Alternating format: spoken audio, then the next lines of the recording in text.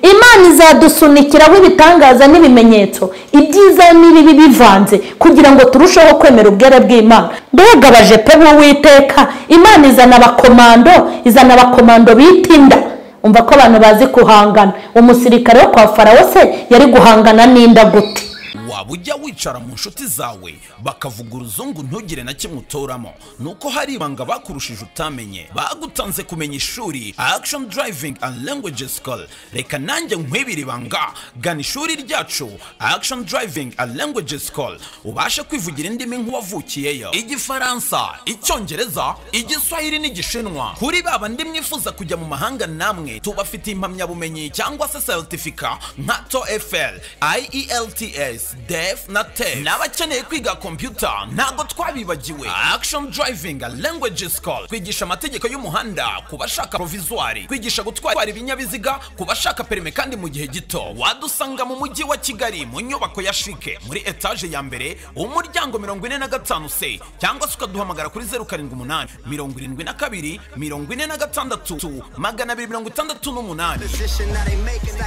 46 268. Turabashuhuje mu izina rya Yesu Kristo w'i Nazareti. Turabashuhuje mwebwe mwese abakurikiranye Mama Sharirene Official. Amahoro y'Imana nabe muri mwebwe. Nkuko nabibemereye ko nzajya mbazanira ibyo kurya by'umwuka kandi bitandukanye, niko n'ubundi nongeye kugaruka kugira ngo tuganire tuvuge impamvu Imana itinda kuza. Abantu benshi mujya mwicara mukavuga muti kuki Imana itinda kuza, hanyuma mukagira ikibazo. Ndashaka ko tubiganira hanyuma tukumva impamvu. Turebe mu itangiriro kuva ibice 14 umurongo wa 4. Ngo nanjye ndanangira umutima wa Farawo, abakurikire nziheshereza icyubahiro kuri Farawo no ku ngabo ze zose. Abanyegiputa bamenye yuko ndi Uwiteka, Abisiraheli ndi Uwiteka. Abisiraheli babigenza batyo. Amen. Nanjye ndanangira umutima wa Farawo, abakurikire nziheshereza icyubahiro kuri Farawo no ku ngabo ze zose. Abanyegiputa bamenye yuko ndi Uwiteka, Abisiraheli bagenza batyo. Amen. Imana yacu nihabwe icyubahiro. N'aya magambo nshaka yuko tuganira. Abantu benshi mwibaza ngo kuki ni iyihe mpamvu ituma Imana iza kudutabara itinze, cyangwa ukibwira mu mutima wawe kuki Imana ireka ibintu bikabanza bigakomera bigacika bikayogera. Ibyo bintu abantu benshi bagakunda kubitekerezaho. Aya magambo dusomye y'Imana ari mu gitabo cyo kuva mu bice 14.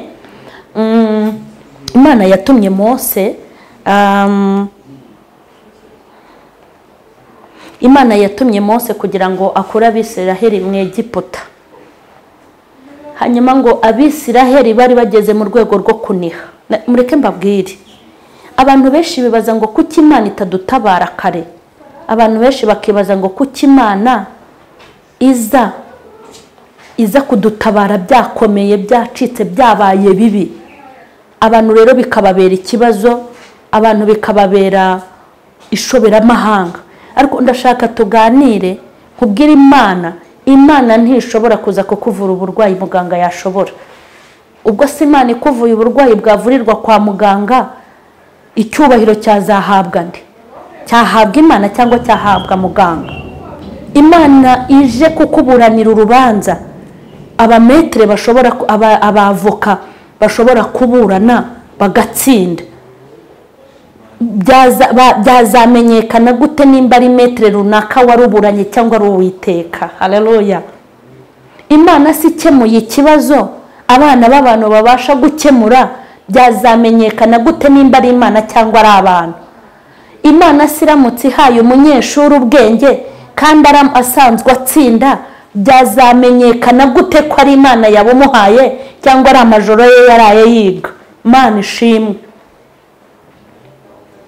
Imana se ugiye gukora ubukwe imana ikagutera inkunga kandi ku makonti yawe harimo kashi, abantu bazabwirwa n'iki nimba ari imana yabukoze cyangwa ari kashi zawe.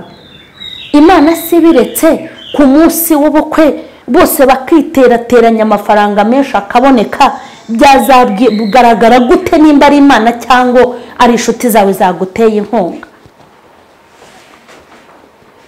Nibyo bintu ushaka ko tuganira. Kuki imana ireka bigakomera? Kuki imana ireka bikaba bibi? Kuki imana ireka bikanuka? Kuki imana yaretse, kuki Yesu yaretse Lazaro agasibira gatatu mu mva akarinda nuka? Kuki imana, kuki Yesu ataje Lazaro bataramuhamba?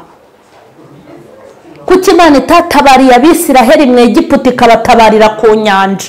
Nibi bintu ushaka ko tuganira. Kuki ubundi imana ikureka ukamara imyaka 20 utarabyara? Kuki itaguha uruhinja umaze imyaka 5? Kubera iki? Kuki imana itumvise gutaka kw'Abisiraheli igihe Farawo yashyiragaho itegeko ngo abana bavuka bapfe? Kuki imana yarindiriye bakababwira bati noneho nimwongera kubumba amatafari mukoresheje inganangano zacu, ahubwo murakoresha amaboko yanyu kandi mubumba amatafari arutayo mwabumbaga? Kuki imana idatayara kare? Iki kintu nicyo shaka ko tuganira. Aha hantu uku gutinda kw'Imana tuvuga ngo iratinda, ariko ndi kuvuga gutinda kw'Imana kuko mubivuga ubundi imana ntigitinda. Kubera iki? Kuki imana itaza kugaburira usigaje urya rimwe mu cyumweru? Kuki irindira ukamara iminsi 2? Kuki ukamara iminsi 2 nk'uwiyirije? Ni ukubera iki bikora? Kuki imana itakwanika mu kagari no mu mudugudu, ikakwanika mu rwego rw'akarere no mu rwego rw'igihugu kugira ngo ubone kugutabara? Kuki irindira ko bikara? Kuki irindira ko binuka? Kuki irindira? Ni iyihe mpamvu? Urugamba rwa nyuma aho abantu bananirwa gutegereza imana niho abantu bagwira, bakavuga ngo mana ntukije reka niyeranje, mana ntukije reka nitabare, mana ntukije reka ndebe ukuntu mbigenza. Kubera iki? Hanyuma ndashaka tuganire tumenye impamvu yo gutinda k'Uwiteka ni iyihe. Aya magambo tumaze gusoma hano, Abisiraheli ngo baraniha kubera ibiboko, imana ntiyazi. Baraniha kubera inzara Farawo yabatezaga, imana ariko ntiyabatabara.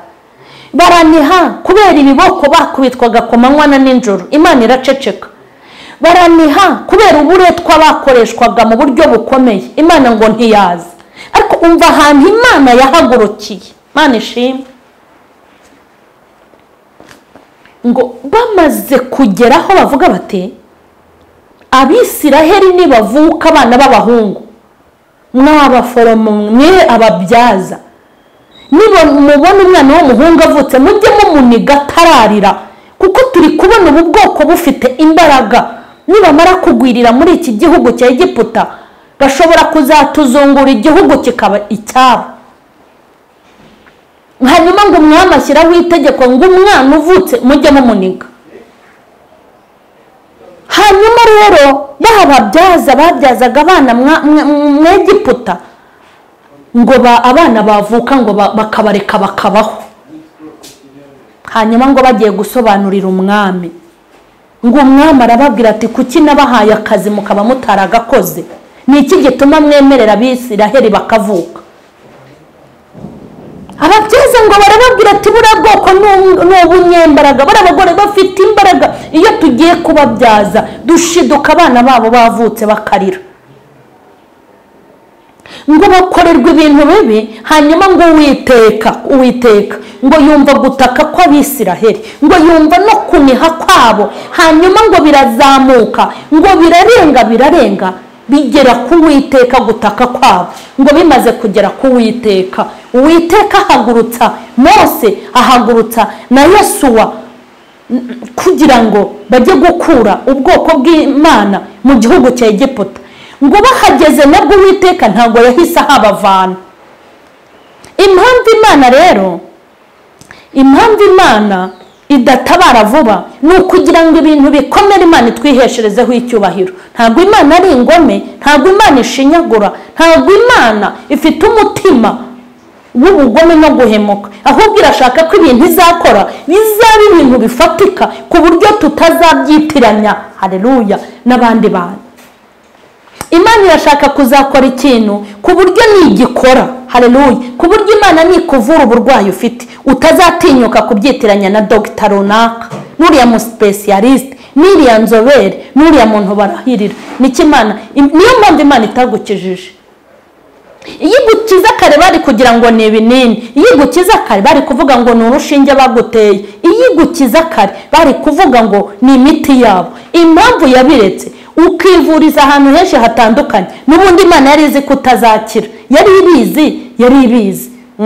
Impamvu yakuretse ukanurira indege ukagerayo ikagukiriza hariya, Imana yagira ngo abaganga bavure imbaraga zabo bazimariremo, ku buryo nunakira bazavuga ngo hejuru y'ubuganga bwacu hari imbaraga z'Uwiteka zikiza. Impamvu Imana itagukoreye ubukwe ufite imyaka 20, ntabwo Imana yari ibuza abasore, ntabwo Imana yari ibuza abagabo, ntabwo yari ibabuze. Burya ufite na 12 yamukubonera, ufite 20 Imana yamubona, ufite na 25 yamubona. Ariko impamvu yakuretse ukagira 30, ukagira 35, ukagira 40, kandi ufite uburebure ndetse ufite ubugari, ufite n'uburanga, ufite n'inote, ufite n'amashuri, Imana yagira ngo iziheshereze icyubahiro kuri wowe. Abantu Imana ishaka kwihesherezaho icyubahiro mwese ndabashuhuje mu izina rya Yesu. Imana ihabwa icyubahiro. Iyo bitarakomera ntabwo Imana ikora. Imana ikora byakomeye, bitarakomera ndakurahiye ntabwo ishobora gukora. Imana ndayubashye cyane. Imana ishimwe. Burya kuguha ubwenge utangiye segonderi mu wa 2 Imana yari kubikora. Kuba wahita wiga ugahita ubona ubwenge ugatsinda ukaba uwa mbere ku kigo, Imana yabishobora, ariko ntabwo yabikora. Imana ishaka ko kwiheshezaho icyubahiro uri umunyeshuri, ifata n'ubwenge waruzi bukagenda bucurama ukajya uba uwa mbere uhereye inyuma. Abarimu bakakwibazaho, abanyeshuri bakakwibazaho, ababyeyi bawe bakakwibazaho, nawe ubwawe ukiyibazaho. Aho niho Imana izira. Uri wa munyeshuri wigaga agatsindwa, wa muntu w'intangarugero, mbese ukaba uwa mbere bakaguha igikombe cyo kuba uwa nyuma, mu gutsindwa ugatsindwa abantu bose bakakumenya. Hariya niho Imana yururukira hanyuma ikaguha ubwenge. Bitaramera gutyo ntabwo yaguha, kuko ibuguhaye bavuga bati n'ubundi yari abufite. Burya Imana ijya kubaka ibanza gusenya. Ntabwo Imana yari kukubakira urugo ngo umenye agaciro kabyo. Ese ubundi Imana yari kubaka urugo rwawe bakamenya ko ariyo yarwubatse gute se?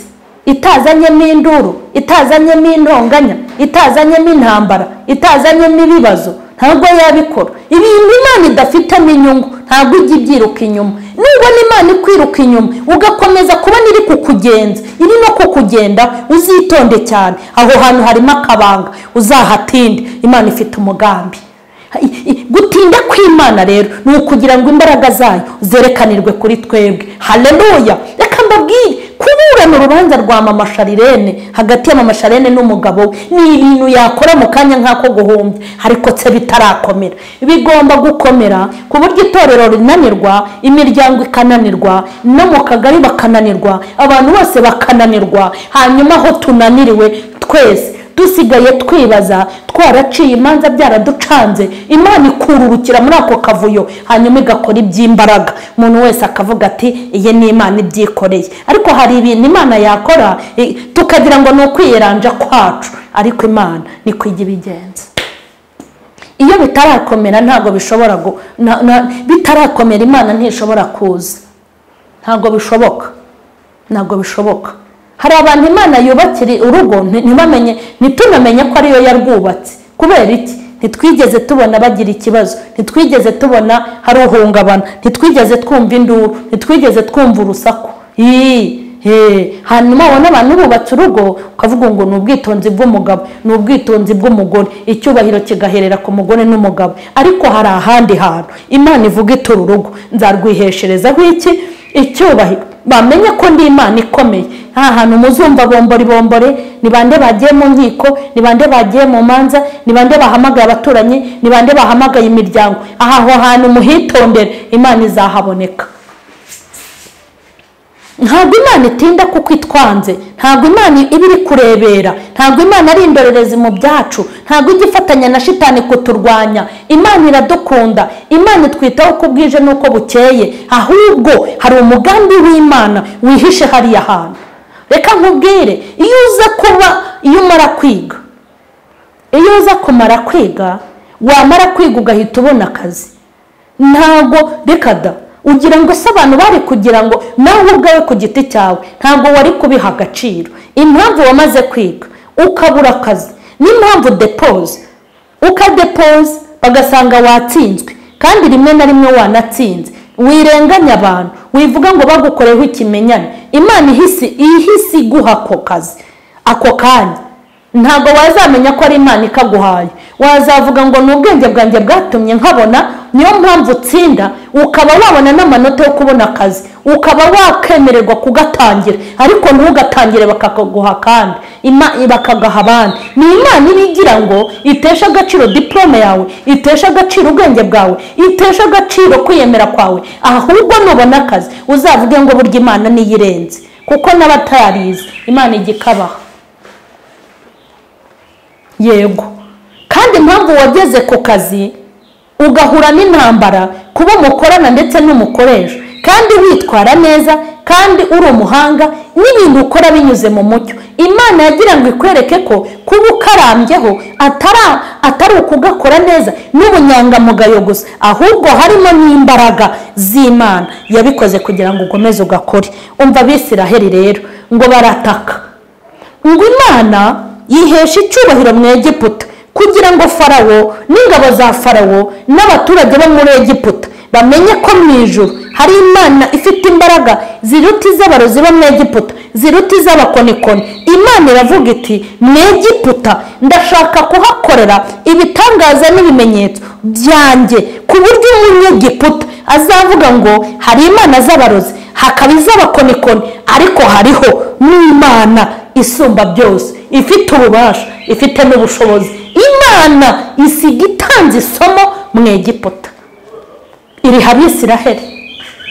Imana yahaye isomo Abisiraheli, yahaye isomo Abanyegiputa, ariko iriha n'Abisiraheli. Mureke mbabwire ngo iteze icyago cya mbere, iteze icyago cya kabiri, iteze icyago cya gatatu, itarahabakura, iteze icya kane, bigera mu byago 10 itarahabakura, igira ngo ibwire Abisiraheli ngo ndi Imana ikomeye, ndi Imana iteye ubwoba, ntabwo mwari munzi imyaka mumaze mu Egiputa, mwaranyibagiwe. Mureke mbabwire, hari igihe abantu baguma mu Egiputa bagakorana n'Abanyegiputa, bagakora akazi k'Abanyegiputa, ubumana bukabashiraho, Imana ikabatera mu Egiputa kugira ngo bereke imbaraga zayo. Niyo mpamvu igukurikirana mu kazi, ikagukurikirana aho watuye, ikagukurikirana aho uba, ikagukurikirana mu mirima yawe, ikagukurikirana. Imana ibigira ngo tutazibagirwa ubwere bwayo, dore tuyihaye icyubahiro n'ishimwe.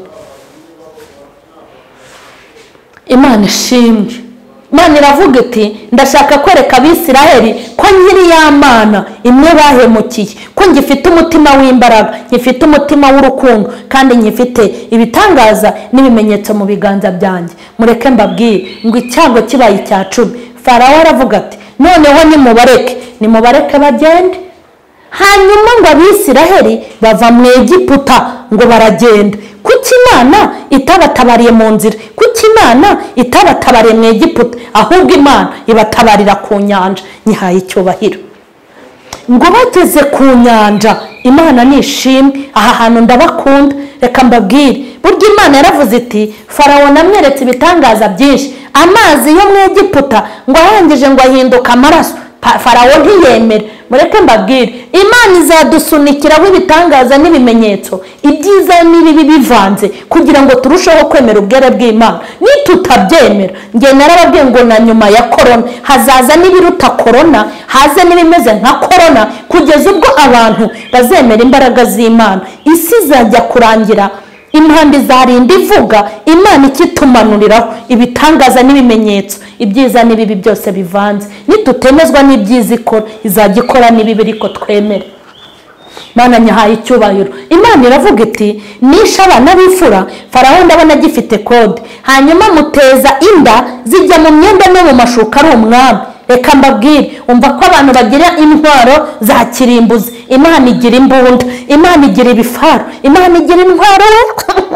Mbega abajepe b'Uwiteka, Imana izana abakomando bita inda. Umva ko abantu bazi kuhangana. Umusirikare wo kwa Farawo se yari guhangana n'inda gute? Intwaro z'Imana yacu ntabwo zimeze nk'iz'abantu ngo yohereze icyitwa inda. Uwiteka yakoze ibintu bikomeye kwa Farawo, ariko Farawo ngo kemera gake, ubundi ntiyemere. Reka nkubwire, Imana izakwemeza, yongere ikwemeze, nanjye nyemeze, kugeza ubwo tuzemera.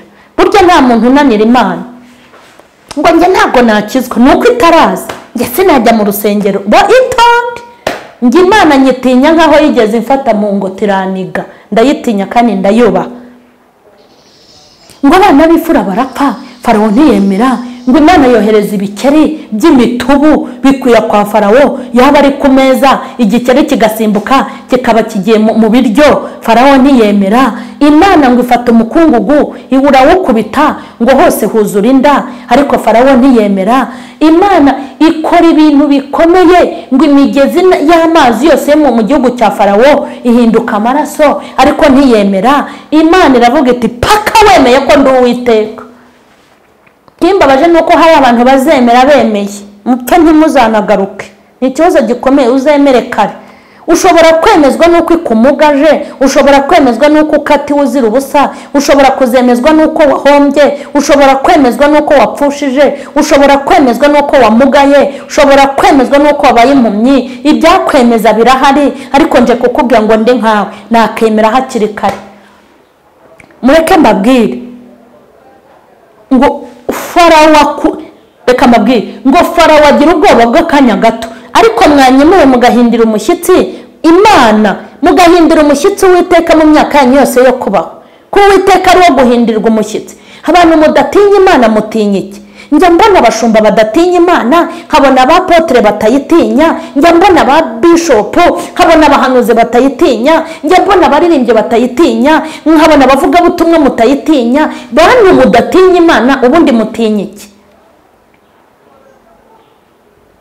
ngo Farawo agira ubwoba bw'akanya gato. Njyewe nkwifurije kugira ubwoba bwa buri munsi, ujye waruhindira umushyitsi Uwiteka buri munsi. Hanyuma ngo abwira Abisiraheli ngo nimubareke bagende.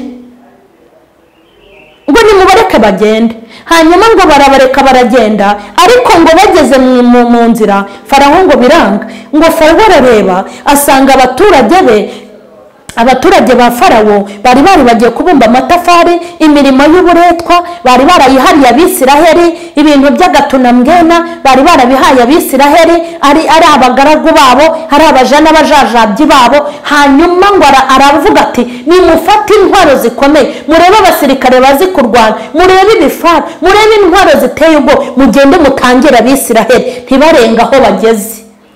Ngo hanyuma barabakurikira. Kumbi kwa kubakurikira, Imana yanangiye umutima we kugira ngo ijye kumukosorera kumukosorera ku nyanja. Ngo maze ngo arabakurikira, ngo kandi arangije azana iby'igiciro. Imana ntiyakwica itaguhombeje. Kandi reka nkubwire, Imana nijya kukuryoza ibyo wariye, uzabanza wishyure mbere y'uko upfa, uzabanza wishyure mbere y'uko ushya. Nagira ngo mbabwire ngo nimwige gutinya Imana. Kandi mbabwire, umuntu utinya Imana ni umunyamumaro mu gihugu, umuntu utinya Imana ni umunyamumaro mu itorero, umuntu utinya Imana agirira n'umumaro sosiyete muri rusange. Mbifurije gutinya Imana.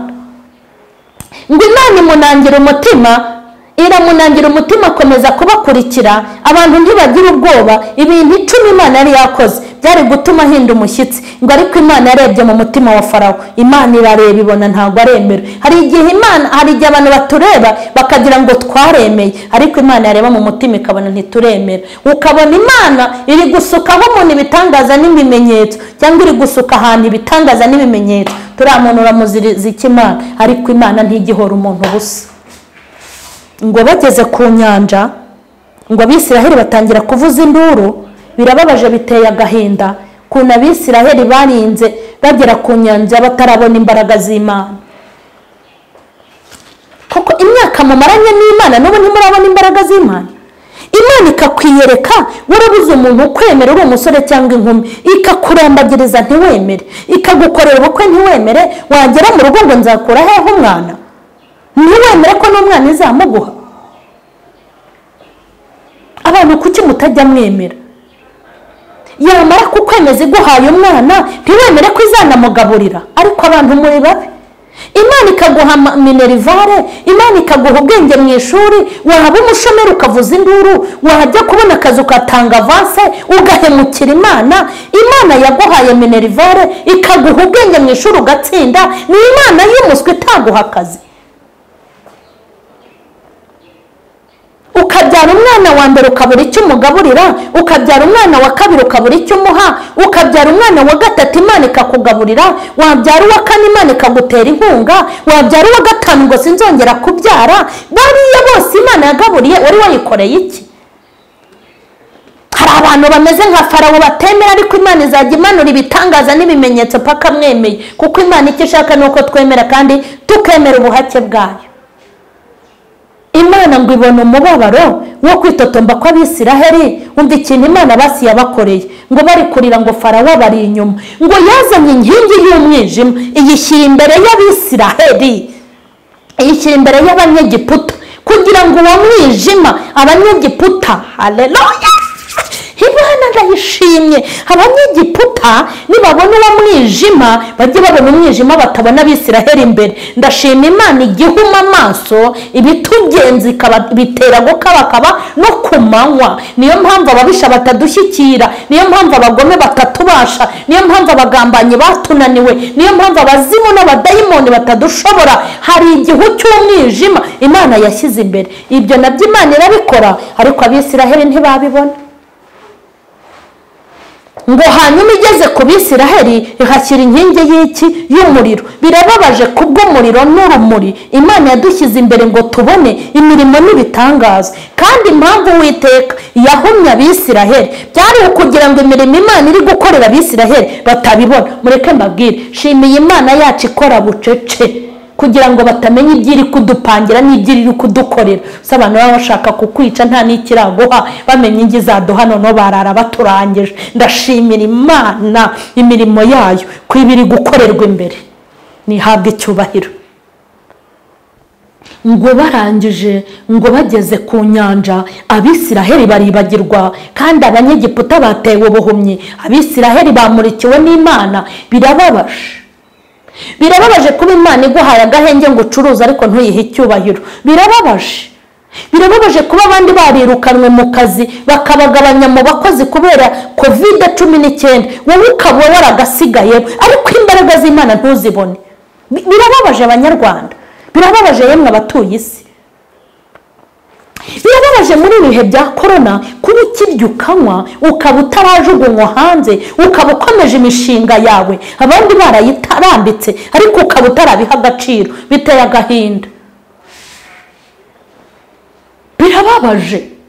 Birababaje muri ibi bihe bya korona bikomeye kuba Imana ikomeje kuduha amahoro n'umutekano n'umutuzo, ariko urusaku n'induru bikaba byabarenze ngo biracitse.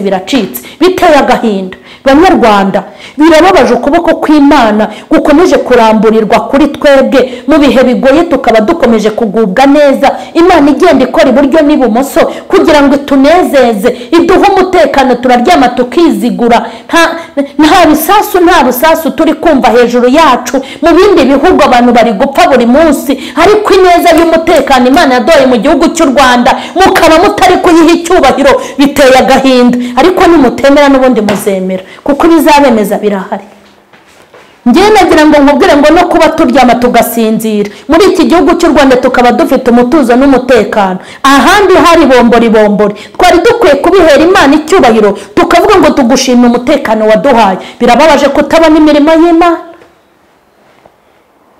Hanyuma ngo Abisiraheli ngo bageze ku nyanja biracika, imbere n'inyuma babura inzira, impande zose babura inzira, ngo mu mpande hari imisozi batari kubasha guterera, imbere hari inyanja nta bwato bwarimo, ngo inyuma hari ingabo zibakurikiye. Imana ibwira Mose ngo fata ya nkoni, haleluya, imwe wazimini drayisire, ngo ya nkoni wakoreshejwe ibitangaza, ya yindi ya nkoni imwe yarambitse hasi igahinduka inzoka. Abanyegiputa ngo bakazana izabo, ya nkoni ya Mose ikazimira. Ndashaka kukubaza murokore, wowe ahantu Imana yaheraga ikora ko wabijugunye, hari icyo Imana yashingiragaho ngo ikagutabara, hari icyo Imana yashingiragaho ikagukiza ababisha n'abagome n'abagambanyi, none waragitaye. Uwiteka abwira Mose ngo fata ya nkoni. Ndashaka kukubaza ngo iyawe wayitaye? Bafata inkoni hayirambura ku mazi, Mose yari akiyifite. Ndakubaza ngo wowe inkoni yawe wayitayeho Muroko, mushumba inkoni yawe iri hehe? Pasiteri inkoni yawe iri he? Bishop inkoni wayitaye he? Yewe muhanuzi watayeho inkoni, mama inkoni wayitaye he? Mukirisitu inkoni iri he? Iyo nkoni wajugunye nizagukorera ibitangaza, nuyijugunya umenye ko nta yindi Imana igufitiye.